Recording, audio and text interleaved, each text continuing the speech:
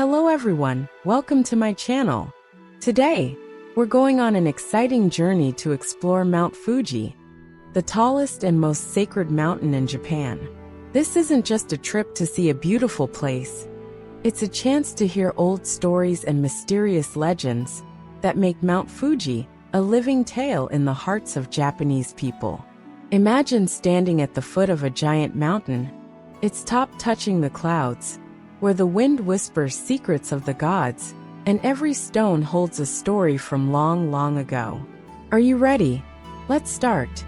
Mount Fuji stands at 3,776 meters, making it the highest mountain in Japan. It sits between Yamanashi and Shizuoka provinces, not far from Tokyo.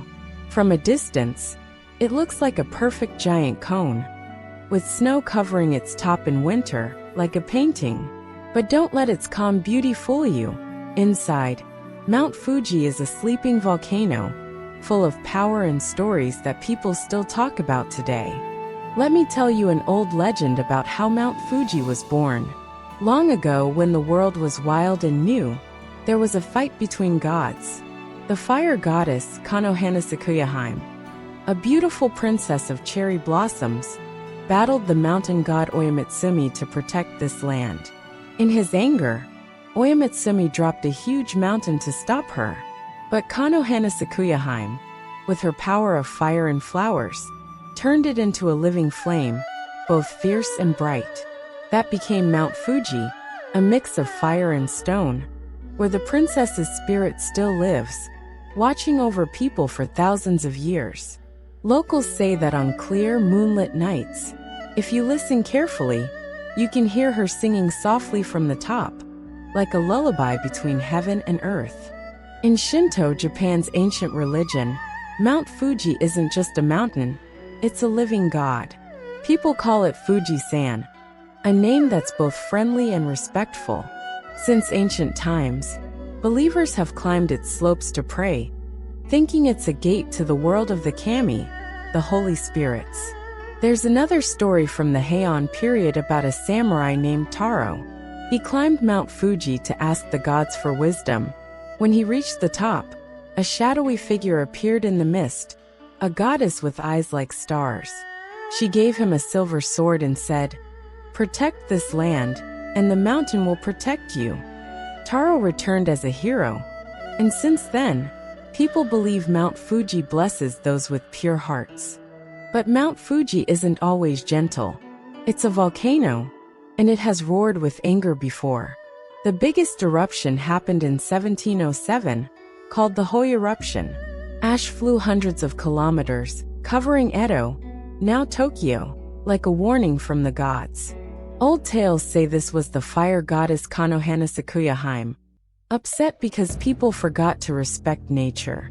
Some elders in Yamanashi still tell stories that before an eruption, the mountain shakes, and the birds in the forest go silent, as if they feel the earth's fury.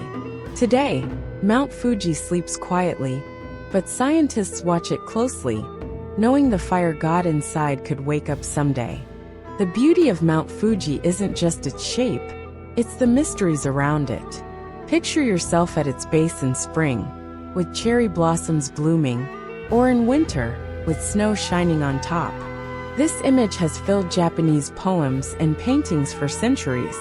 The artist Hokusai, who made 36 views of Mount Fuji, once said he heard the mountain calling him in a dream, asking him to paint its beauty.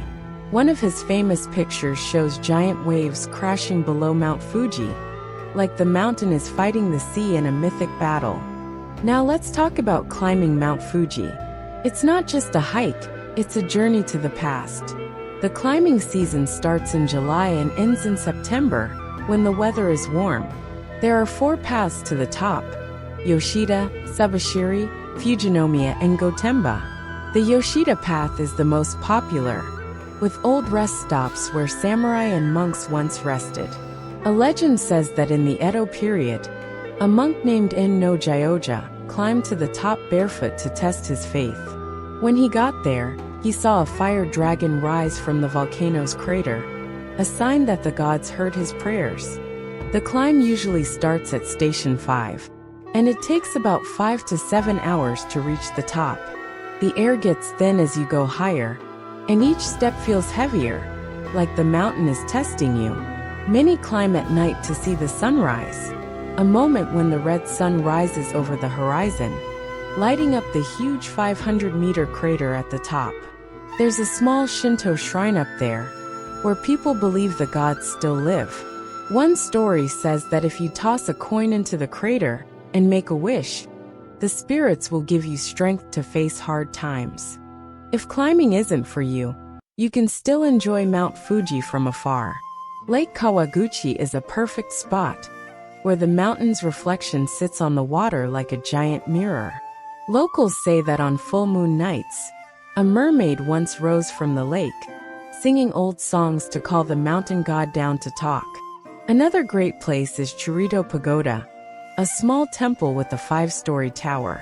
From there, you can see Mount Fuji standing tall behind it, like a scene from a samurai story, especially with cherry blossoms in spring. Mount Fuji is also part of modern culture. In the anime Your Name, it's not just a background, it's a symbol of memory and fate. But not everything about it is bright. At its base lies Aokigahara Forest, known as the Suicide Forest. It's a dark place where lost souls are said to wander. Legends say that if you enter without a pure heart, Yurei, ghosts, will guide you into endless shadows. Though it's sad, this story reminds us that even the most beautiful places have hidden darkness. In 2013, UNESCO named Mount Fuji a World Cultural Heritage Site, honoring its spiritual and cultural value. It draws millions of visitors each year, helping local towns grow. But fame brings problems too. Trash and erosion are hurting the mountain, like a warning from the gods that we need to care for nature better. Mount Fuji isn't just a mountain. It's a living story where gods, people, and nature meet. I hope one day you'll visit it, listen to the wind's whispers, and feel its mysterious power. Thanks for joining me on this adventure. What do you think about Mount Fuji? Leave your thoughts in the comments below. If you liked this video, please hit the like button and subscribe for more exciting stories.